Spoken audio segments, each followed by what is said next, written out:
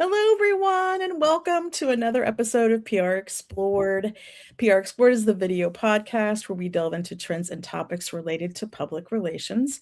I'm your host, Michelle Garrett, a public relations consultant and writer. And today, my guest is Frank Strong. Welcome, Frank. Yay. Hey, how's it going, Michelle? Thanks for having me. I'm so happy you're here. You're back.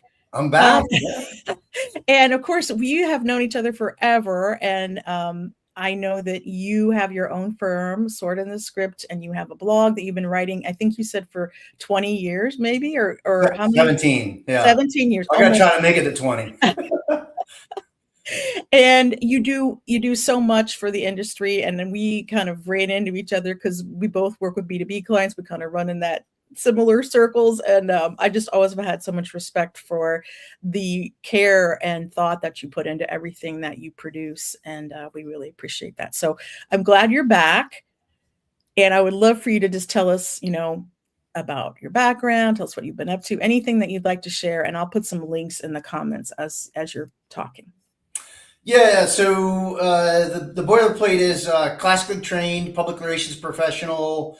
Grew up in an agency environment for about the first 10 years of my career. Worked for small and a medium size and then a global firm. Went in-house at a startup, went to a mid-market publicly traded company, and then finished up at a truly global organization in LexisNexis, which is 10,000 employees around the world, or at least was at the time. And it was owned by Reed Elsevier, which is a big holding company with 30,000. So that was a good experience. And I took a good bonus check and decided to go hang a shingle about 10 years ago. So I've had my own solo consulting firm for about 10 years. So yeah, Yeah. that's the cliff notes. And then the cross rifles up there. That's because I at the same time was a member, a uniform of the uniformed services and the reserve component. So initially I was enlisted Marine, later became an Army officer. And that's a company that I commanded years ago, and they kind of give that to you as a gift as going away. So, and no charge for the cat in the background. That's Lily. She runs the house here. She's the boss. I used to hide it, but after the pandemic and everybody got online, I just kind of gave up, and nobody cares. I don't care. I She think may chime in every now and then with a tidbit of advice. Hi, Lily. I love cats. I have my door closed right now, or I might have a cat in here too. But yeah, no, people love to see your pets. So we welcome. We are pet friendly here. So yay, welcome. Yeah.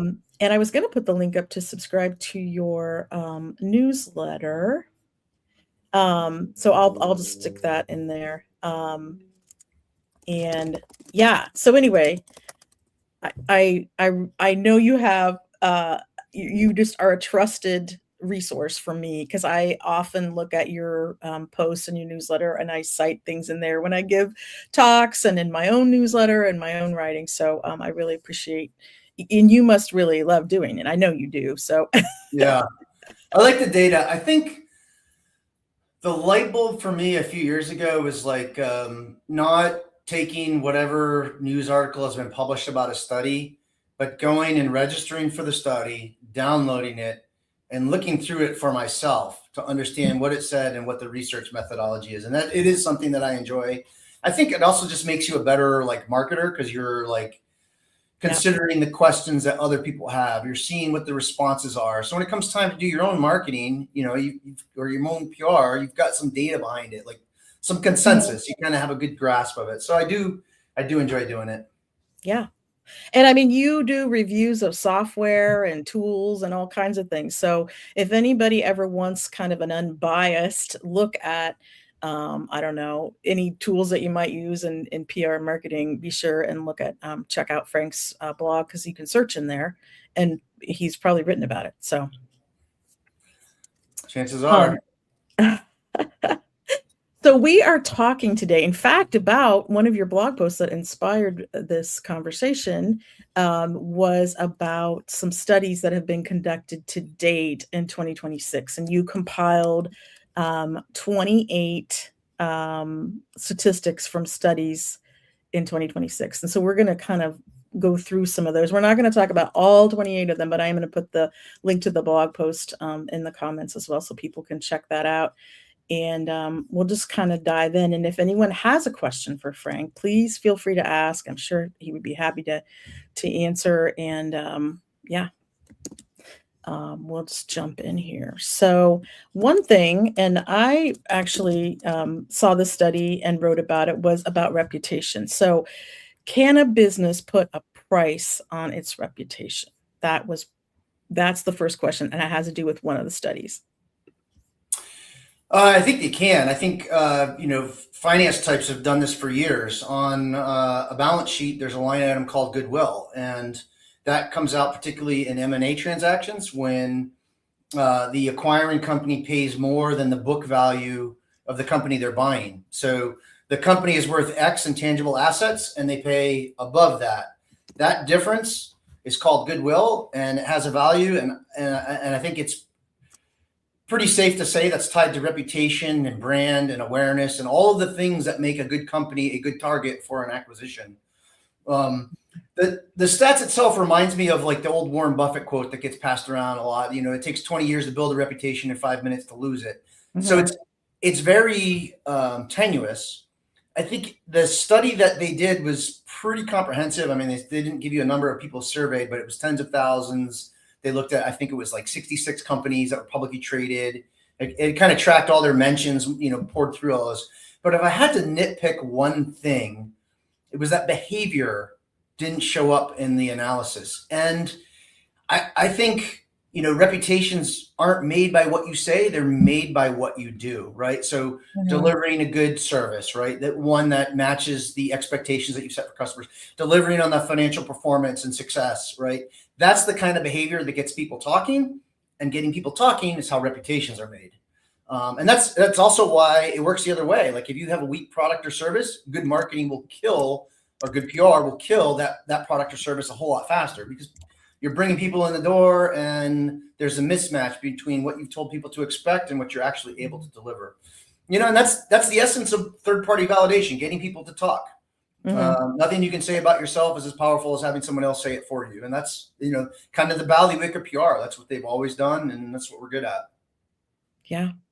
Yeah, I just think it's interesting because I think a lot of times it's kind of like one of those soft, well, yes, we want a good reputation, but putting a dollar value on it, I think really makes it more, the C-suite's going to pay more attention to it, of course, because it's not just like, oh yeah, we need that. It's like, no, it actually moves the needle and makes a difference in your financials. So that's what I found really important about that study. So, and actually there were a couple studies I think that I saw about it, but I thought it was, we only trust the study to a degree, right?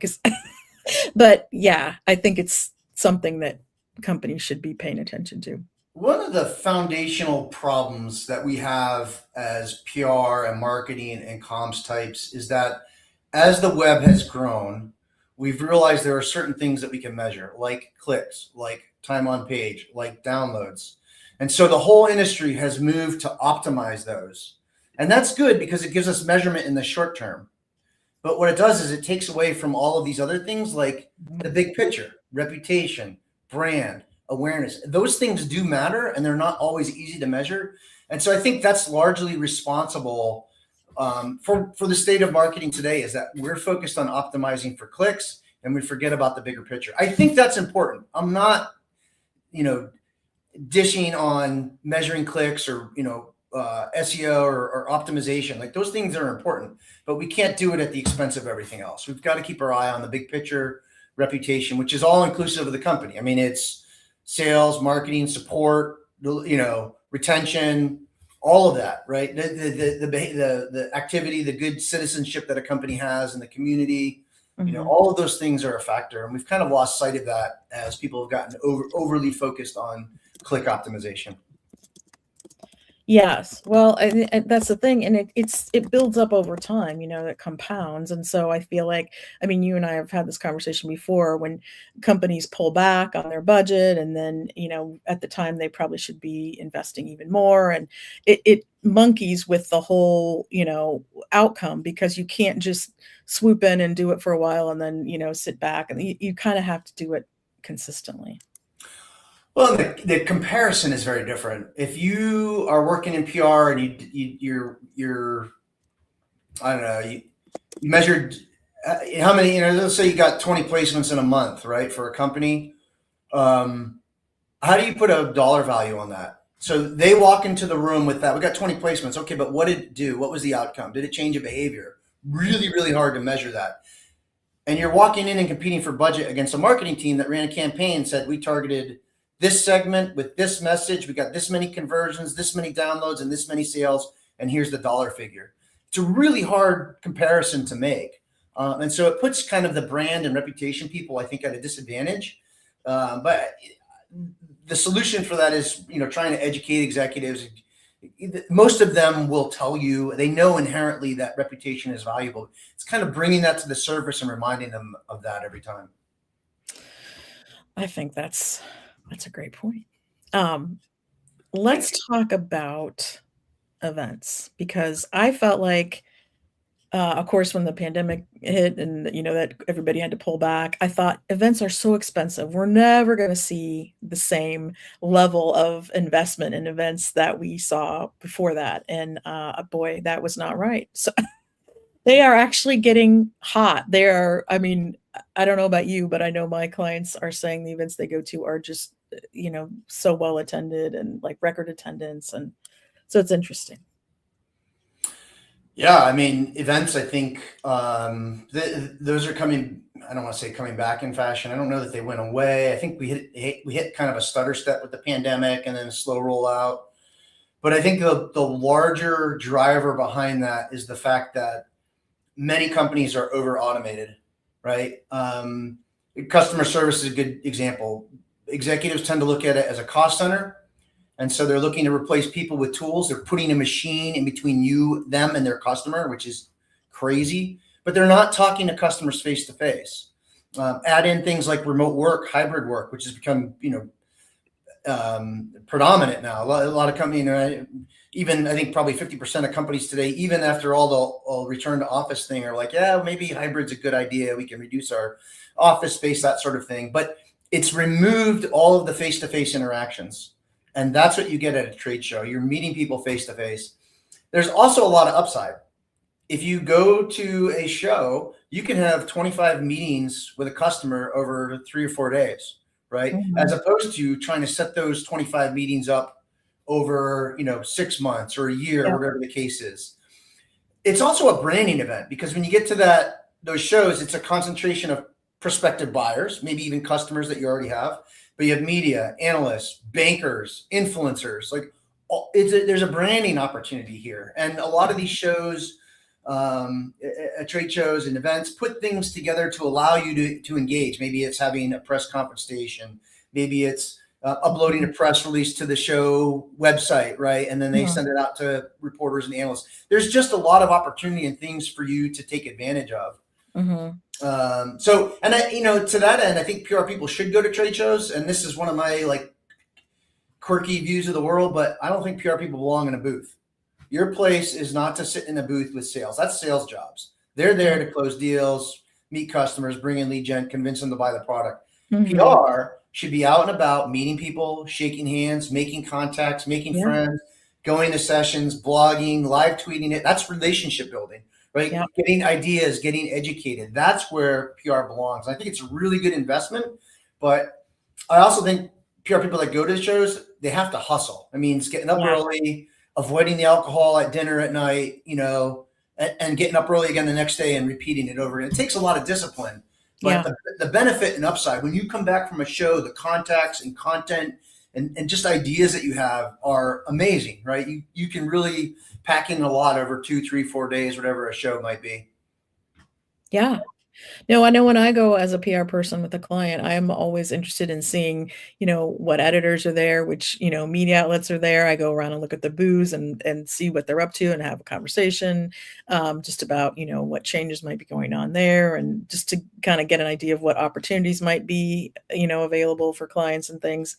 And then I also love to set up meetings in the booth with media for the clients. So that doesn't always work for in every situation, but I do have clients for which it's really effective, and it's, they're happy to do it. It's 20 minutes and they just swing by the booth, talk to the CEO or the spokesperson. And I think it's a really great way to build a relationship, and you don't have to do any extra traveling or extra scheduling, or, Right. it's kind of like, everyone's there. So it makes it easy. So. Yeah, right. One trip you meet. I have found, I'll tell you though, I think scheduling one-to-one meetings with reporters has gotten a lot harder at trade shows because there's 100, 200, 1,000, 5,000 companies all there, all trying to do the same thing, right? But it's still important to be there because those folks are traversing the floor. They're looking around, seeing who's Yeah. present.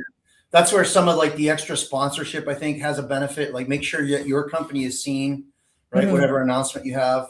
But I think Yep. it takes a little more careful planning. It's definitely gotten harder, in my opinion, in the last 10 years than it was Mhm. initially, but Yeah. it's still an incredible value. And for PR, again, it comes down to that word hustle. And I don't like the way hustle has been like hijacked and it's associated with like no sleep and work all the time. That's not what I mean. I Yeah. just mean going and working hard, like old Yep. fashioned elbow grease. You put the Yeah. time in at an event, you'll walk away with a lot of benefit. Yeah. No, I agree. I think, I'm surprised, A, at how, yeah, they are really expensive, but B, they do have a return on investment in a lot of cases. And so I find it really fascinating. And I also think there's just a human connection element to it that people are just kind of really craving, really wanting Yeah. to see their people in person. And I know one of my CEOs gets a big kick out of, walking around and being seen, and then people will say, yeah, we've been seeing you stories about you everywhere, blah blah blah. So he really enjoys the benefits of PR at the show, but he's also a big personality, and he just really, he likes to do that. So but it's, yeah, I don't know if it works for everyone, but I think it's definitely something to factor in, and you can leverage it. That's the other thing. I hate to see companies investing and then not getting the most out of it. To your point about hustle, it's about really just kind of thinking, what else can we be doing? Because I think a lot of times it's like you just have like a formula.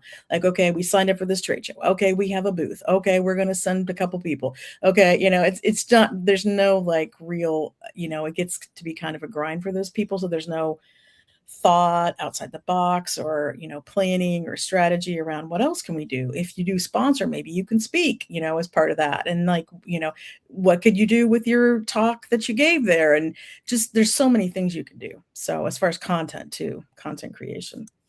This I don't know, this goes off the rails a little bit, but I think there is a larger, like your comment around people really crave that is kind of a cultural phenomenon with the rise of technology. So if you think like when I was a kid growing up, I knew all my neighbors. I'd go out the door. I knew everybody. Wave. I knew the mailman. We had a milkman. We had somebody that delivered milk. Like it was a little podunk town, and there was a dairy farm down the road, so we'd have milk delivered a couple times a week. But my point is, you had all of this interaction, and today we don't get any of that. Like you walk out. How many people walk out their neighborhood today and know who their neighbors are, or wave, or say hello? And so we've lost like, and then all of that energy has gone into like, let's go online and get a bunch of likes and shares and things, validation from people that we don't even know, we probably will never meet. And somehow that's like gratifying to us. We've lost that interpersonal connection. And so I think there is some like deeply human level, we're like craving interaction because we're social creatures, right? Like we Mhm. need to be, we have tribes. It's how we kind of evolved as a species, if you will. You had to be together to survive. So Yeah. No, I think that's true. So let's talk about this. Stat blew my mind a little bit. Okay. 62. According to one study, it takes 62 touches to close a deal. And I'm like, what? That is a crazy amount, right? I mean, yeah, that's insane. 62. That's the highest that I've ever seen. I forget who did this study before. I covered one. It was a couple of years ago, but it was PwC, or it was one of the big four. It was a big like reputable firm that did a study, and they had found 27 interactions. So 62 is a high touch. um, the one thing I like about this study is that it's not an opinion. They didn't do a survey and ask people how many touches do you think it takes. It's a platform, so it's based on data running through their system. So this is Mhm. actual human behavior that they can see, track, and analyze. Um, and it's a solid benchmark. I think the takeaway for PR and marketing types is to think about what those touches mean in the span of a buyer's journey, right? That's kind of a buzzword that maybe is a little bit tired, but the fact of the matter is customers do travel some sort of path. And I think it's important to keep it simple. I think there's really three things to think about. There's attraction, there's conversion, and there's retention. PR is really good at the attraction stuff. It's all about awareness and building. We don't always think about necessarily the conversion, and that may come up later when we talk about the hidden stakeholders in the influence deals. But it's like looking at where are the weak spots. Is it retention or is it conversion? And then trying to develop stories around that. Mhm. Why did people make the choice that they did? Why are your customers choosing to stay with your company versus leave, go to a competitor? It's very easy to switch vendors these days. Yeah. So it's understanding the weak spots and working towards that. And I also want to emphasize like the buyer's journey, keep it simple. Years ago, I was working at a company that hired a consultant. It was a solo consultant like you and me now. At that time, I was in-house. And we were talking about this exact thing. And I was like, attract, convert, retain. And she kind of got up there and drew this, infinity symbol, like a figure eight on the side. And it had all of these little tick marks and stuff. And I'm just like, oh my God, it would take you forever to get your head around that and try to identify it. So I think that's probably a super sophisticated model of a buyer's journey. But my suggestion is keep it simple, keep it tight, get some progress. And then if you choose to expand that and you want to add steps, you want to go down a level, do that later. But build some success first before you go down that path. And I think for most companies, it's probably just not necessary. It's just too much. Yeah.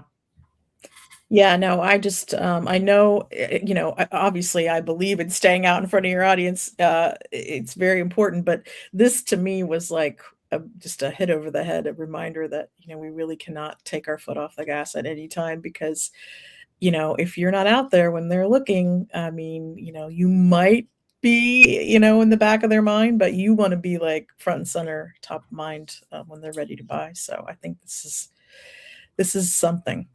One of the other stats that stood out to me in that is that they said it takes about 192 days on average from first touch to deal closed. So that's 12 days over 180, 12 days over 6 months. And that is the same figure that was in my head when I was a brand new account executive working for a PR firm with high tech clients out in like, McLean, Virginia. It always took about 6 months for the types of clients I worked on, B2B technology companies with a complicated product and a long sales cycle, 6 months to close a deal. And that hasn't changed in 20, 25 years. It's still the same number, but the number of touches that are involved in that time frame has gone up. Yeah. Well, and the competition too, whatever the competition's doing and, you kinda need to be where they are too, and it's very, it's a lot, so. This may blend into the next point that you have on the agenda, but one of the things that the research firm Forrester has called is the sea of sameness.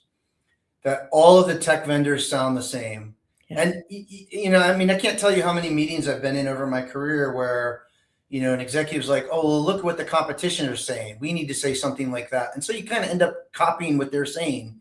And what Mhm. happens is your ability to tell the difference from one vendor to the next is diminished. It's really hard. What's the competitive advantage of going with one vendor over the other?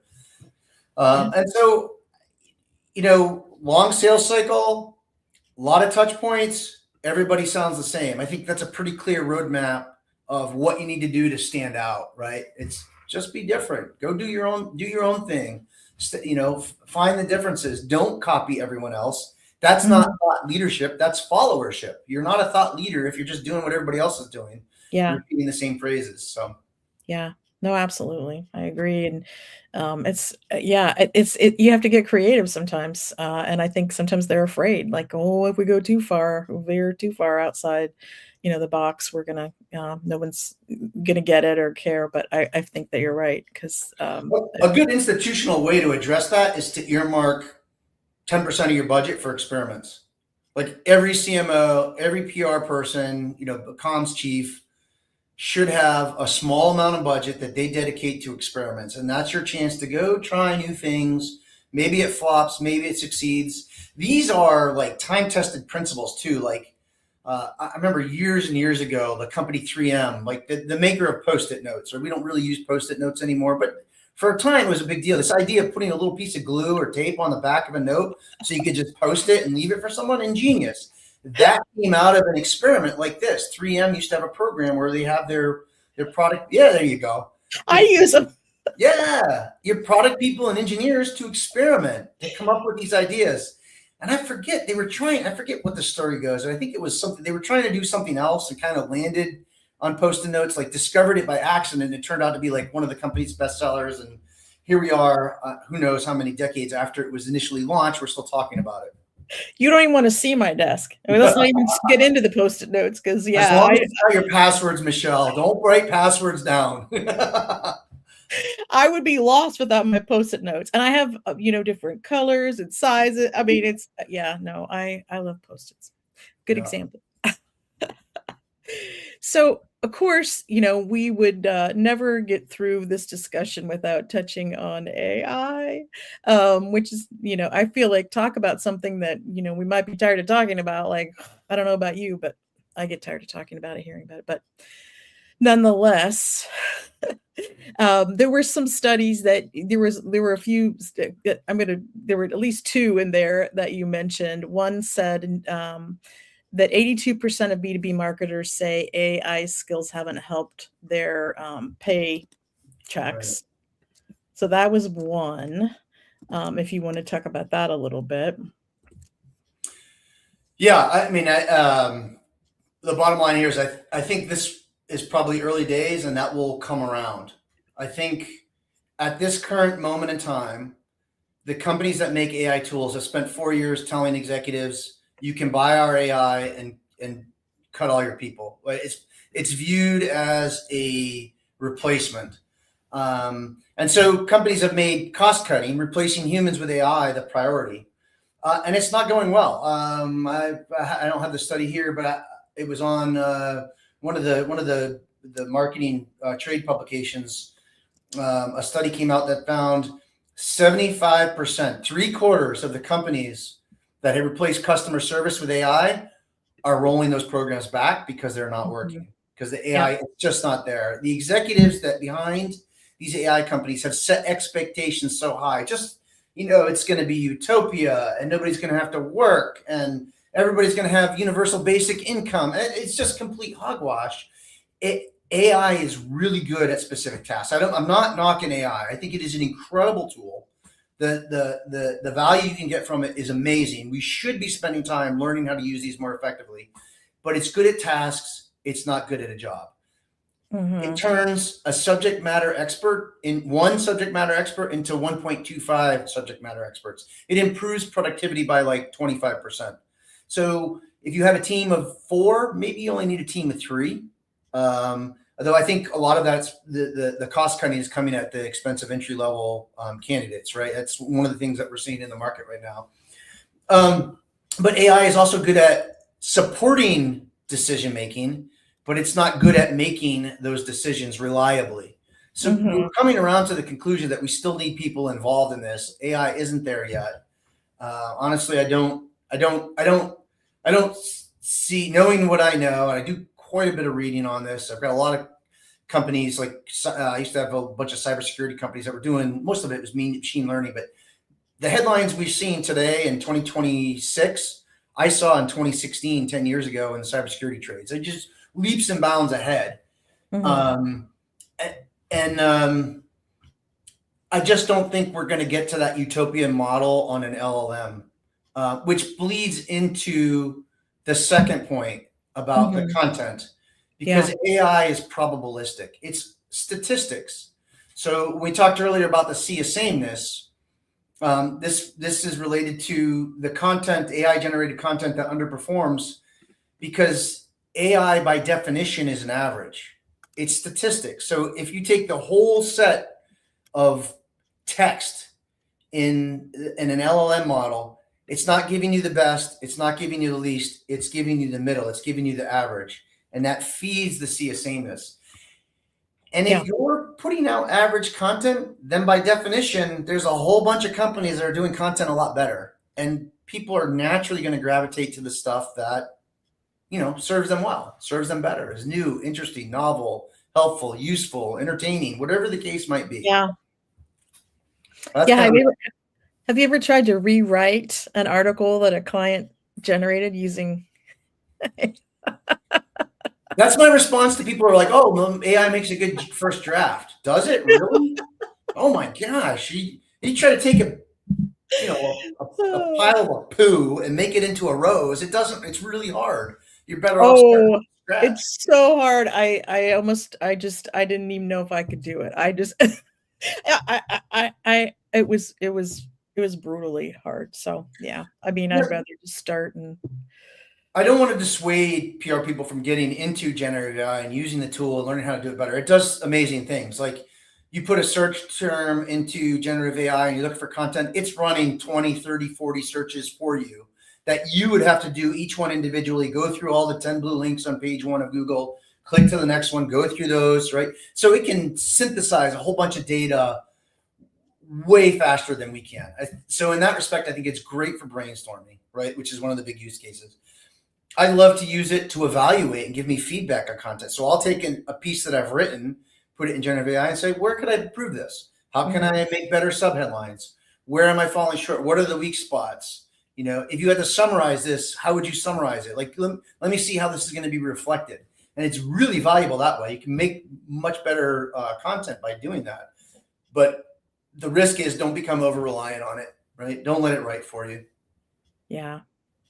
Yeah, no, I've just seen a lot of stories too about just companies. It makes mistakes, and then they end up cutting the programs that they were gonna, run with AI, and then also just the stories about the expense now, that it's very expensive, and they didn't anticipate that, and so Yeah. I just feel like we kind of have a little bit of a reckoning of balancing out now, just like with anything that's AI wasn't really new, but like it was there was a big like rush on the bandwagon there for a while, and now I feel like there might be a little bit of a balancing out. So And Michelle, we've seen this movie before. Like the parallels between .com and AI are so incredibly close. It's amazing. So if you remember when the internet first kind of came on board, you remember like Chris Anderson wrote that book free. Chris Anderson, of course, I think was the editor in chief of Wired or managing editor. I forget now. It's been a long time. But a major technology publication that everybody wants to be in. And he wrote this thing about it free. That was the title of his book. That information wants to be free and accessible.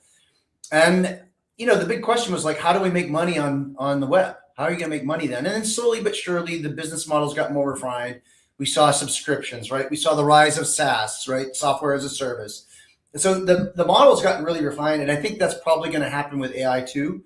For most users, our experience with generative AI has been it's free.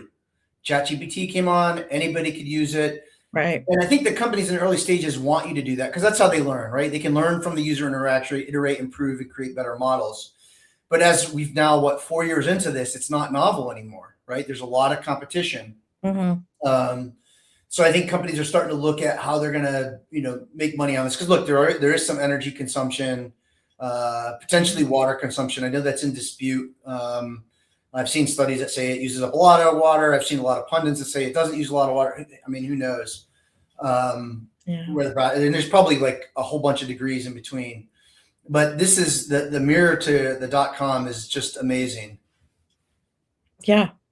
Yeah. Well, that's the thing. I feel like anything that goes up is gonna either level out or go down at some point. So yeah, I mean, certainly it's not going away, but I'm curious to see how things kind of shake out here. So um thought leadership, this is something that, of course, I feel very strongly about and work with every client, and clients, come to me for this now because this is something they need and don't maybe understand how to get it going. And it's a huge part of an effective PR program, in my opinion.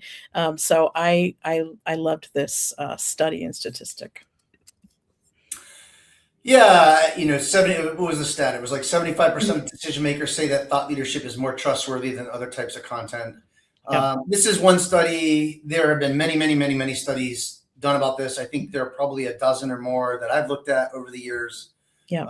on the site, on the blog. And I think thought leadership is so powerful because it hits all of the key points, right? First of all, if you do it right, you're not selling anything. You're just informing and educating. So what does that do to a reader or to a buyer? It takes the defenses down, right? The minute they're talking to sales, the defenses go up. Like, okay, I got to question everything. What is the line that they're giving me to convince me to buy this thing that isn't true?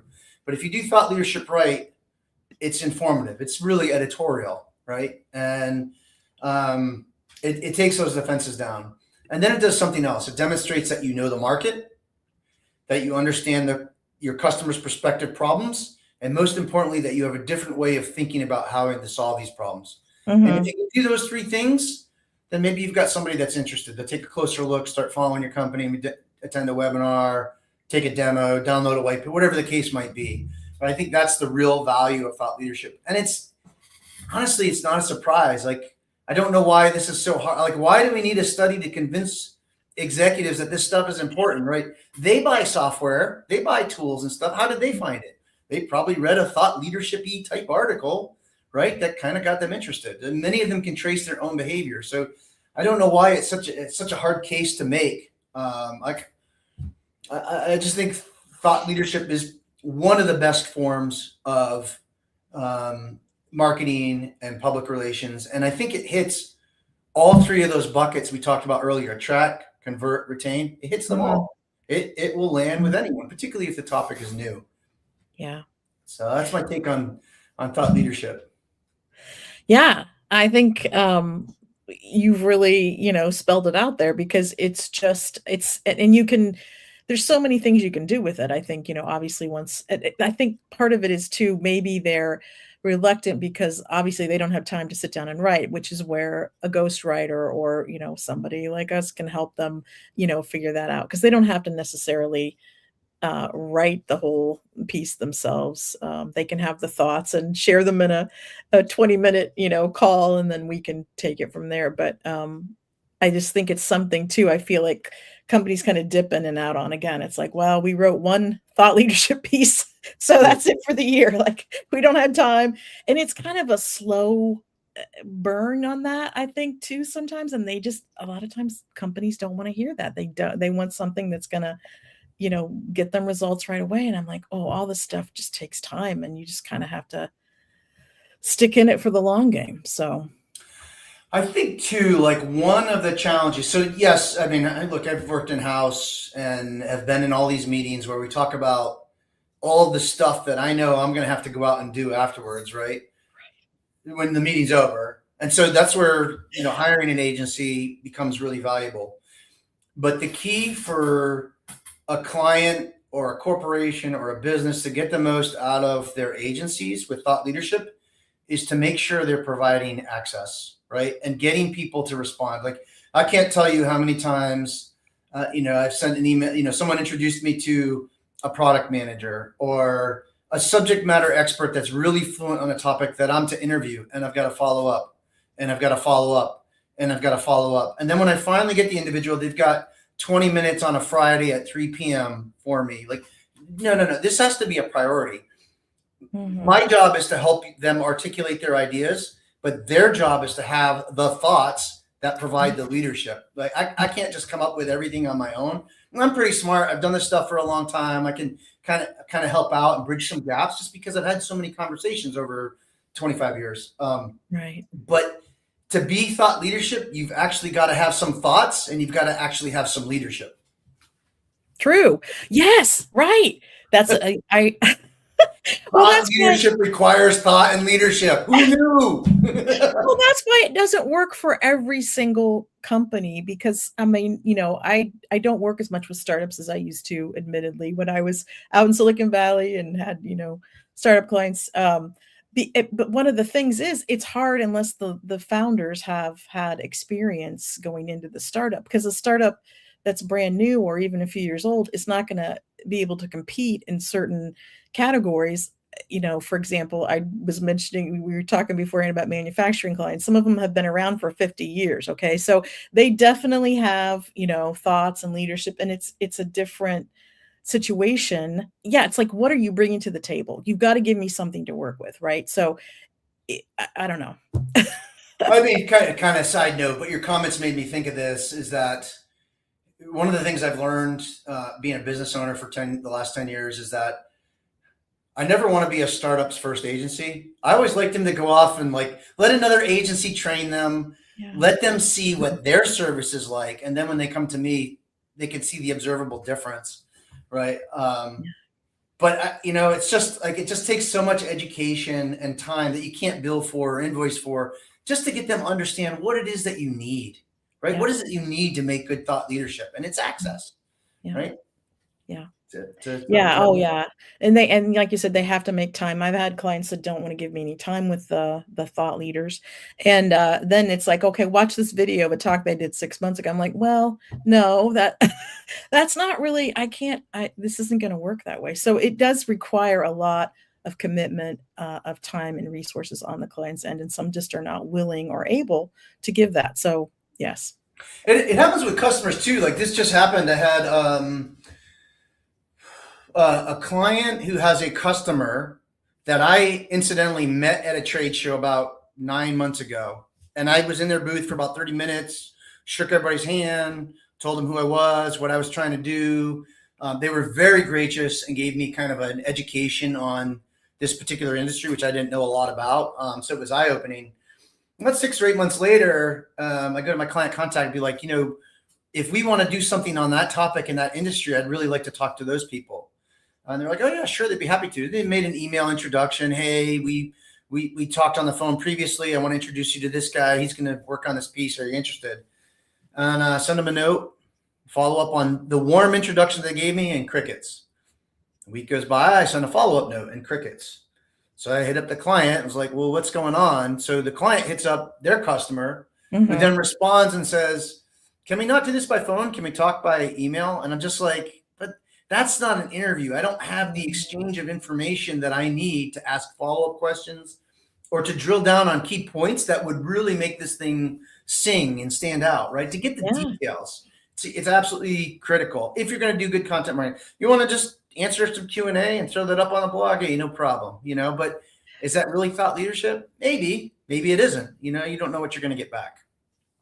No, and to follow on to that point, reporters, I think often will, allow or ask you to answer clients to answer questions via email, but that's becoming less and less because they know they can use AI to do it.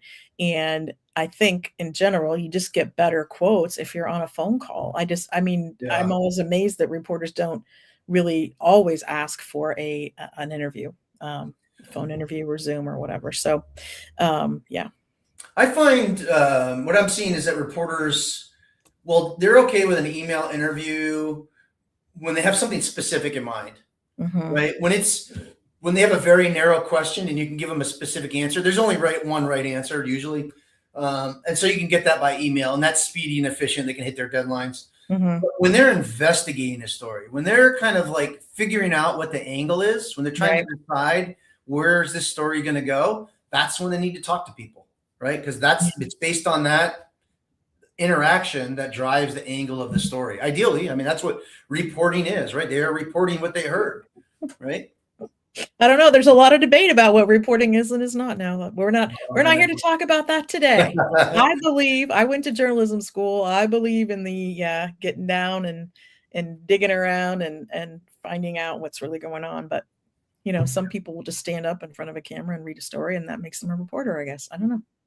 And that is tied back to also the click optimization. right? And we talked about, pitching for budget between brand and reputation and a marketing campaign that has clear metrics around clicks and time on page and those sorts of things. That's happened in publishing too, right? Everybody wants a click. And I think I don't know, there's like this influencer envy. You see somebody with a big audience that wasn't a journalist, and the journalist is like, well, why don't I have that big audience? And they start kind of going out and doing those. I don't want to say I have like an ethical issue with it, but I want the reporters to be focused on reporting. Like, that's why I read your publication. I'm relying on you to find stuff that I don't have time to go ferret out and tell me about it. And when I find things that are interesting, I can go do a deep dive or dig down or whatever the case is. That's just me. Maybe that's old school, but we've kind of gotten away from that. I agree with you, and it's a pet peeve of mine. I mean, I will only trust certain, outlets because I don't believe that influencer or creator is a journalist. I don't believe that. I mean, sometimes, but like, it's, just because you went out and read 5 stories and did a TikTok about it doesn't make you an expert or, a journalist. So anyway, I'm sure there's a lot of people that don't agree with this, but I think that's true. We should have a PR Explored episode one time that's just like pet peeves. Like, what are your pet? Let everybody just get on here and gripe. That's a great. That would be fun. I love that idea. We have a round table. You have like 5 PR people griping about whatever. That's pretty. Actually, I'm going to write it down. No, I do love that idea because we could probably go on more than an hour for sure. Yeah, and somebody's going to lose their job when it's over. Well, that's the beauty when we work for ourselves. Yeah, we can have opinions and we can talk about them, and it's a beautiful thing. So yay. Right. This statistic I didn't love. B2B marketing budgets are down. Okay, so let me pull up this little stat here. The stat is, I don't know if this is all going to fit. As a percentage of revenue, those surveyed saw a 10% increase in marketing budget from 7.7 in 2025 to 7.8 in 2026. That's 18% lower than the mean budget allocation just 4 years ago. Yeah. So I think there's a couple things going on here. The first one is that during the pandemic, when the remote work implementation started, people started working from home, working at co-working spaces, whatever. Companies spent a gajillion dollars on technology, and they bought a lot of stuff. They probably bought more than they need. Yeah. And so SaaS companies in particular, software as a service, the software companies have really struggled for the last few years because people overbought and they wound up with more technology than they could. And then the CFO is looking at that thing saying, who's using this software? Who's using this software? Why do we have 2 software products that largely do the same? Can we consolidate that? And so I think it's really put the startup community, the mid-market community, it's really put it's had a dampening effect on their growth projections. And of course, that translates into marketing budgets, because if marketing's not helping us grow, then it's a cost center, right? What is the right percentage of revenue? I think it depends on the company that you're in. But a good way to begin to get some data to benchmark that is to go look at like your closest publicly traded competitors. Maybe they're in your space. If you are a startup CRM product, go look at what Salesforce, Oracle, their financials are public. Go find out what they're spending on sales and marketing. Try to narrow it down to marketing. And then what you can do is go to your CFO and say, here's what we spend as a percentage of revenue on marketing or PR. Here's what Salesforce and Oracle and all of these other companies are spending. And this is what we've got to do to close the gap. If you want us to have results like them, we need a budget like them. I think along the lines of marketing, the comment that marketing and PR are sometimes viewed as cost centers is wrong. It's a growth engine. And so companies need to think about investment in comms and marketing as an investment in growth, right? Ideally one with compound returns, right? Just like a bank account or a 401k has compound interest and compounding returns, you get the dividends, they go back into your portfolio, and the next year you're making money on your principal plus whatever you earned the last year. Marketing works the same way. Companies that get a lot of media coverage, guess what? They get more media coverage. Websites that get a lot of links, guess what? They get more links. Yeah. Newsletters with a lot of subscribers, guess what? They get more subscribers. They get more likes, more shares, more forwards. So it grows. And this comes down to a fundamental philosophy about marketing and comms programs that I believe organizations should look at these as programs, not as campaigns. Marketers, classical marketing is trained to run campaigns. A campaign has a starting point and an ending point. It is finite. A program runs forever. It starts and it never ends. You just iterate and improve, iterate and improve. And that's what you've got to do if you're going to build those compounding returns. And that's the way I think to look at marketing and PR to get the best bang out of your duck. And, the iterate and improvement isn't just with performance, but it also comes with interacting with the finance, interacting with the CFO, interacting with the CEO, and learning how to make that case for budget, and learning how to articulate the measurement, learning how to articulate some of the things we were talking about earlier in terms of brand versus clicks and downloads and that sort of thing, right? Those are all important. And we know that they drive revenue.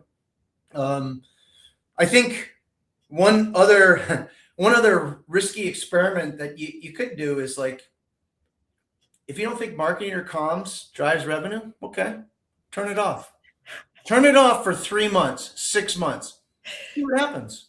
If there's no change in business, then you know it's not working, right? But if there's a drastic change in business, now you have some very tangible benefit of how much value that this is adding. And you don't need to necessarily turn it off for everything. If you're a bigger company and you've got maybe one program or one product or one division of a business, maybe you just do it. You do an experiment for that business, turn it off. But that's an experiment that I would love to see. And if there's any CMOs out there that want to work on a study like that, I'd be happy to do that. I think that would be absolutely fascinating. Design that, run it academically, and publish the results. And I think it would be overwhelming, Yeah. No, I know. We just go round and round. I mean, that's the other thing. When you've been doing this as long as we have, it's just like, you do repeat the same things because it's just always an issue. It's just always, and just like the measurement, it's like, okay, well, you can't measure everything down to a percentage.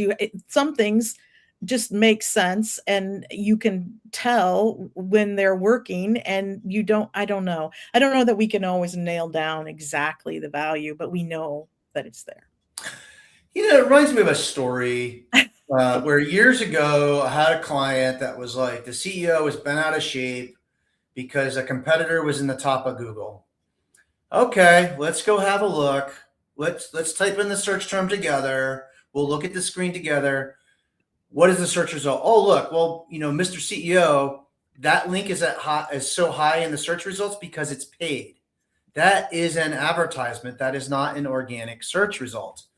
And so what that tells me is, and I've got a number of academically backed studies that I've written about over the years that shows the number of senior executives, C-suite, board of directors that have marketing experience is like under 5%. Very few of them have cracked open a marketing book since they went to college look, if you're 60 years old, you're talking about 80s, 90s. It's been 30, 40 years before they cracked a marketing book. And think about how much marketing has changed. And so you're expected to have this strategic senior level conversation, and you have to tutor them on 101 level stuff. Like, how do you get past that? I'm trying to remember her name, Kimberly Whitler. I'm probably destroying her name. She did a study. She's now like an adjunct professor or an associate professor at Darden University, had been a CEO for some big CPG companies. I can't remember which names it was, but she did a very academic study that showed companies with marketing experience on their boards tend to outperform their peers because you don't have to do all that stuff. You don't have to make all these cases. Yeah. You're not arguing with an executive on how to do your job every day. You just get to do your job. Right? Yeah. It's not a justification exercise. I think that's really important. Yeah. Communication, marketing, and I put marketing under the communication value. Like marketing is communication. Hmm. That is a function of leadership. That is a leadership priority, and they have an obligation to understand how messages are sent. What are the mediums? How are they received? How are they perceived? What are the cultural Hmm. issues that are influencing the decisions that buyers make, even in a business environment, because they're very real. And so, I just, it's this is one of the long-standing issues for marketing and PR people, and it's probably not going to go away anytime soon. But I feel better. I've been able to rant about it here, so thank you for that. No, it's so funny because I just was in a Slack group with some content marketing people, and somebody was talking about how much of their job is just education. It's like explaining, okay, we're going to do this. Here's why we're going to do it. And then you do it. And then you explain, what happened. Did it move the needle? How did it move? It's just a lot of it. It's that I think that's what wears us out sometimes. If we were just left to run and do our thing without having to explain, every single thing and justify it every time and like, just kind of let us run a little bit. Yeah, Maybe right. give us a little running room. I don't know. You as a business leader cannot demand accountability from marketing PR if you don't give them the authority to act. If they've got to run to you for every single decision, how are you holding them accountable? You should do the job. Everything has got to be justified. You got to do it. So you've got to give them the authority and accountability. And this comes back to like lessons learned and fail fast. I know that's a big buzzy term in Silicon Valley. Like, let's fail fast, let's break things and fail fast. Yeah, yeah. I think that's more hype than real, because I've never seen anybody in marketing that's been allowed to fail fast. Let people go try things and fail, because what they learn from that experiment, you gain returns from that. They get a whole lot smarter the next time around. Like, you want people to do those things to find out what's connecting, what's motivating, what's persuading people to come visit your site, look at your product, buy your product, stay with your company. All of the things that we've discussed so far and that we do every day in our day-to-day work. Yeah. No, yeah, I wholeheartedly agree with that. I know we're kind of bumping up on our hour here. Do you want to talk about one more thing, or do you have time or no? Yeah. Yep. Okay. Yep. I'm all So yours. so let's talk about hidden buyers, because I think this is an interesting one. So there's obviously people involved in the decision to buy your product or service beyond, maybe the, committee of people you're talking to. And so I found this really interesting because they do influence the deals. So those in finance, legal, and procurement might not show up in the funnel, but they hold 50% of the total decision making influence, according to the study. That's right. Yeah, I think when marketing PR people are making their buyer personas, they think about the target market, the end user, and they Mhm. haven't considered all of these factors. I mean, one of the reasons why, like that study earlier that requires 62 interactions, is because you're not just talking to the prospect, the end user anymore. You've got all of these other people that are involved in the sales function. And we talked about finance, legal, and procurement, and those departments influences. But another one, particularly for technology, is security, right? There's going to be a security professional that's examining the software, looking at your practices, making sure that's not filled with vulnerabilities. It's going to, create some PR disaster for them down the road. And so we've got to think about those personas, and yeah, maybe make content, message, positioning for those personas. But I think the other aspect of that is kind of like the Intel Inside campaign, right? I'm looking down at my laptop. There's a little sticker. I got an Intel Core 17. It tells you how old my laptop is. But I don't want to buy a new one yet until AI gets smoothed out. But in any case, I bought a Dell, but Intel is on the inside. Intel is using Dell to convince them. That's what marketing needs to do. We need to help our prospects convince finance, legal, procurement, and security. It means helping them make the case, help them help themselves, if you will. Mhm. I think that's the path to go back. And I think really it's just, this is kind of a newer phenomenon. It's becoming more prominent. It's not like it certainly happened years ago. It's just a whole lot more pervasive today than it has been in past. And so we just need to think about, we have some extra personas that we need to think about that influence deals, and significantly, right? I mean, Yeah. Well, yeah, and You ever argue with corporate legal? It's terrible. well, it can just take forever, like even if you're, the marketing, the client has bought in on your services and is ready to go, it can take just forever to get through Right, the legal, financial paperwork, all that stuff. So, right. yeah. Do you, is there anything else you want to talk about? Should we cover the last one, or is there anything else, or do you? Yeah, no, let's do it. Let's. You Okay. got all 8 on here. You've gone through and looked at them all. Let's knock it out, and then we can wrap it up. I don't think this will take too long. Okay.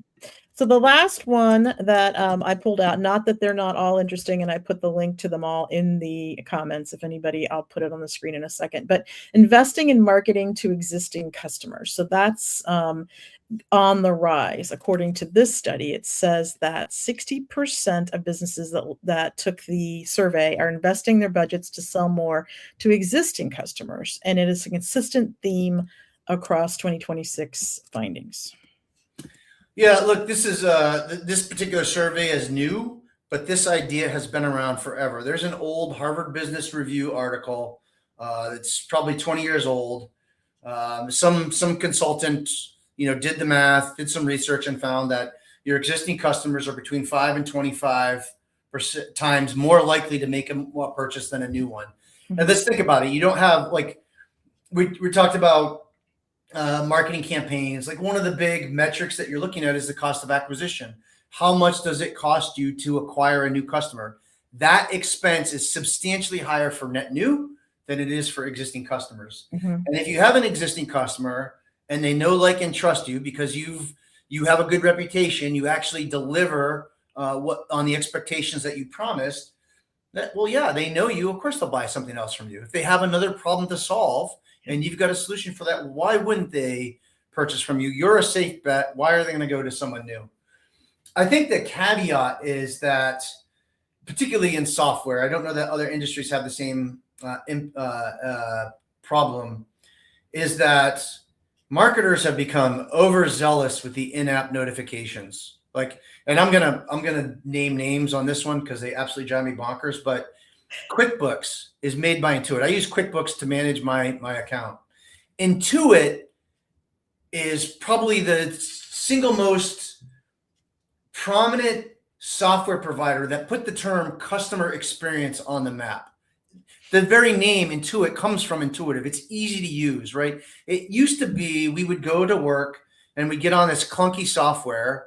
Apple came out with an iPhone that was very easy to use. You didn't need to read a technical manual to figure out how to run this. You could just turn on your phone and figure out how to use it. And software companies start saying, oh, why isn't our business software like that? Why am I having this great experience on my phone? I drive to work and it takes me 20 clicks to upload an expense receipt in Concur, right? That should not happen. So Intuit is one of the companies that made that happen, delivered a good customer experience. They have gone off the rails with in-app notifications. Every time I log in, there has got to be a half dozen different pitches. Things slide in, pop over. Do you want to buy this? Do you want to buy that? Do you want to get a loan? Do you want to do? It's insane. And it happens every single time. And there isn't a way for me to turn it off. I'm picking on Intuit and QuickBooks, but I have observed, maybe not to the degree that they're doing it, but this happens in other software products. Everybody's got another pitch. So my caveat here is you're going to wear out your welcome, right? Don't harass your customers. Nobody minds an occasional pitch, particularly if you've been a good vendor and a good partner and you're delivering a good solution that solves a problem that they have. Absolutely, people take a look at them. Don't abuse the channel. That's all I'm worried about. Yeah. No, absolutely. I mean, it makes sense. And I see this with my clients too. They trust them and then they can parlay that into other sales and expanding their relationship. And when we do customer case studies and success stories, we always talk about what's the future look like, Right. what do you see happening with this supplier in the future. So I think it's something to obviously keep track of, but I thought this statistic was really interesting. So yeah. With that, is there anything else that you want to share before we go? You've been so generous with your time, and I'm going to put the the newsletter link up here because everyone should subscribe to your newsletter if they do not already. That's actually the blog. So those send you blog posts by email. Okay. I do have a newsletter on Substack. It's I do it once a month. Okay. It's really like I curate links, studies that I've read, and I organize it around certain topics. So I'll have like CMO, advertising, marketing, B2B marketing, PR, content marketing, and I'll kind of organize it that way. That goes out once a month. So that right there is just the blog, and it just comes to you by email. Okay. It's RS, it's all automation. So if you subscribe every Tuesday, once a week, you get an email from one email. If I write more than one post, it bundles them together, so you're never getting more than one email. Yeah, and that's the newsletter. I've had that for, I think I've been doing the newsletter now, I don't know, maybe 8 years now. Okay. And honestly, I do it like, I mean, I have several thousand readers, but I really do it for me because it keeps me informed and educated and gives me all of this is where I find all of this stuff to write about, the things that are interesting, right? I spend a lot of time on my craft and trying to get better at my craft and learning and reading and taking classes and absorbing references. I think that's incredibly important for everybody in marketing and PR to do. Like, you've got to be better, particularly in PR where you're kind of a generalist and you're expected to know, it's a mile wide and an inch deep, really. Yeah. Well, I trust you and I rely on you to do some of the legwork so that I don't have to read through, I mean, I see so much stuff and it's like, wow, I don't know how you keep up with it, but I know you enjoy it. And that is, part of the reason and keeps you motivated to keep going. So we really appreciate it and we need it. So we need trusted sources, right? So, and I don't think you call yourself a creator, do you? No, I mean, I'll say I'm a blogger. Like, some people will be like, "Oh, well, you're kind of a journalist." I'm like, I'm not a journalist. Maybe or another one that gets tossed up, particularly when I write about like the technology and software. When I'm doing like reviews about PR software, be like, "Well, you're like an analyst." I'm like, kind of a pseudo analyst. But it's more that I've worked for a vendor, and I have been on the in-house side of a PR software vendor, so I've seen under the hood.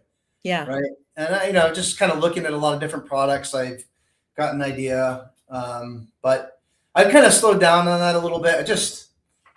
I don't know, like the level of, I just get so much junk, you start getting pitches and I'm just like, this isn't really that significant. Like, or they'll talk up some feature that's real big, and then I'll have a client that has the product, and so I'll get to see it. Of course, they know it, and I'm kind of like, well, that's not really what you told me. So you kind of get to see behind the scenes a little bit, So I have tamped down on that a little bit. I may do one on like AI visibility because I know that's a big interest. I'm interested in it too. Like, what tools? Yeah. Like, you remember when social media got big? There was no real good social media monitoring tools until Radian 6 came out. And Radian 6 was very Google-esque. It was easy to use. You could punch in some search terms and see everything on social. We're at that same spot, I think, with generative AI, still trying to figure out how do you monitor and track this? What's the difference between being cited and being mentioned, right? All of those things are coming into play. But yeah, and everybody I follow and trust on that topic, it's shifting. It's just as soon as you talk about it, it might be different, and that's why this is another thing we can get into. Talk about pet peeves, people that are like suggesting that they have the program, they have the answer. Throw out your playbook, we have it, buy it from us, and that just drives me crazy because there's no one can claim that. No company, no consultant, no agency can claim that they have crack the case entirely because it's just evolving. That's also pervasive in marketing and PR. Like, if you look around your peers, everybody thinks they're smarter than everybody else. And so nobody listens. Like, you get a new CMO, comes in, what's the CMO playbook? You fire an agency, you initiate a restructuring, and you launch a rebranding because at your old company, you did it this way, right? And so, this new company, clearly the people that have worked there for 5 years don't know anything. That's why you were hired to replace them all. I just think we need a little less, like, maybe we need like the anti-thought leader. Like, we need like more listeners. Like, just be receptive. And in many ways, like all the studying and reports I look at is just, I'm just interested in what are people saying? What are other people saying? Yeah. I'm Well, trying that's to absorb that. Yeah, I think we share a curiosity and an interest in Right. continuing to learn and understand instead of just being like, okay, well, I need to know in 30 seconds, and the answer, and you can't possibly always know that. So I really appreciate, people that kind of take it seriously and think about it and dive in and are critical thinkers, right? So Yeah.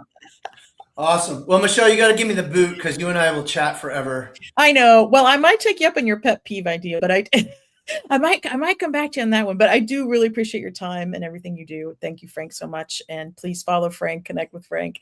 And I'll be back in a couple of weeks with another episode of PR Explored. Thanks, everybody. Awesome. Thanks for having me. Bye.